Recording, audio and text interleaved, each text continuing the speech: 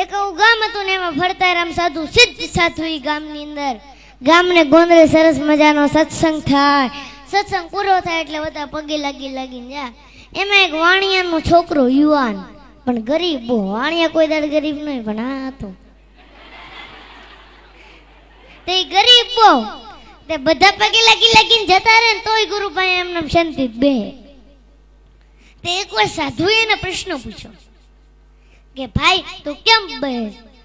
એને કીધું ગુરુ સવારથી સાંજ સુધી મહેનત કરું છું, પરસેવો ભળું છું, પણ ગુરુ રાત્રે ખાવાના રોટલાનો થતો નથી. ગુરુ દયાળુ બહુ હતા. આંખ બંધ કરી અને આ માણાનું પ્રારબ્ધ જોયું. પ્રારબ્ધ મતલબ એનું ભાગ્ય જોયું. ભાગ્યમાં તો દેખાણું કે આની તો આખી જિંદગી દુઃખમય છે. આંખ ઉઘાડીને કીધું કે તારી તો આખી જિંદગી દુઃખમય છે, પણ જા 5 વર્ષ સુધી હું તને સુખી કરી શકું. 5 વર્ષ પછી આની આ પરિસ્થિતિ થઈ જાય. બોલ તારે મંજૂર છે? એને કીધું કઈ વાંધો નહીં ગુરુ, પણ આ સુખ મળ્યા પછી દુઃખ બહુ વહમું લાગશે, વિચાર કરી લે. એને કીધું કાંઈ વાંધો નહીં, 5 વર્ષ તો સુખ મળશે. એને કીધું કાંઈ વાંધો નહીં ગુરુ, 5 વર્ષ મને સુખી કરો. અને ગુરુએ 2 હાથ માથે મૂક્યા હો અને એટલું જ કીધું જા કાલથી તારા સુખના દિવસો ચાલુ, 5 વર્ષ સુધી તારે ત્યાં તન ખૂટશે નહીં, જા. અને જેવો જ ઘરે ગયો બીજે જ દાડે એને વિચાર આવ્યો કે આ ઘરની અંદર વાસણો જરા કેવા વધારે છે, લાઈન વેચી દઉં, વેપાર કરું. કોઈ સાધુના આશીર્વાદ ફળી જાય ને તો કઈ પૈસાનો ઢગલો નથી કરી જતા. એ બુદ્ધિમાં ક્લિક થાય અને બુદ્ધિમાં જે ક્લિક થાય ને એ સાચી પડે. ભગવાન બુદ્ધિ પ્રદાતા છે. અને ઓલાએ જે ધંધો ચાલુ કરો ઓબલ ને ત્રોબલ ને એવો ધંધો એવા નાણાં ને કે માણા આગળ પાછળ ફરવા મળ્યા.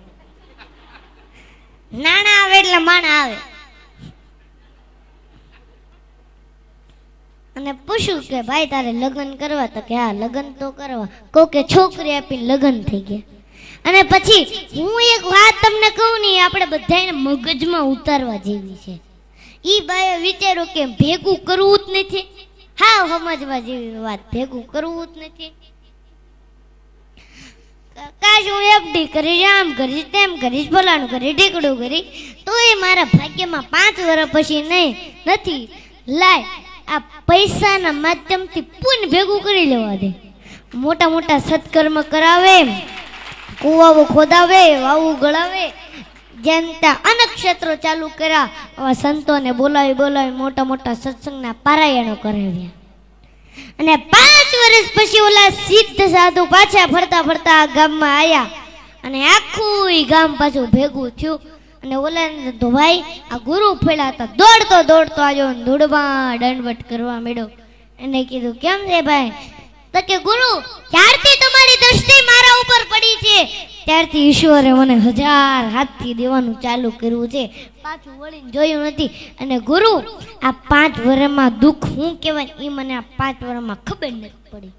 અને 5 વર્ષ કેમ જતા રહ્યા એ હોતને ખબર નથી પડી ગુરુ. અને કીધું તૈયાર થઈ જાજે, 2 દિવસ પછી તારા 5 વર્ષ પૂરા થવાના છે અને જે પરિસ્થિતિ હતી એ જ ચાલુ થાય. એને કીધું કાંઈ વાંધો નહીં ગુરુ, આ 5 વર્ષમાં મારે જે કરવાનું હતું ને એ મેં કરી લીધું. પુણ્ય બહુ ભેગું કરવું છે. અને ગુરુએ ફરીને આંખ બંધ કરી હો અને સમાધિમાં જ્યાં જોયું તા તો ઈશ્વરના દરબારમાં ચોપડાના ચોપડા પુણ્યના જમા જમા જમા જમા જમા.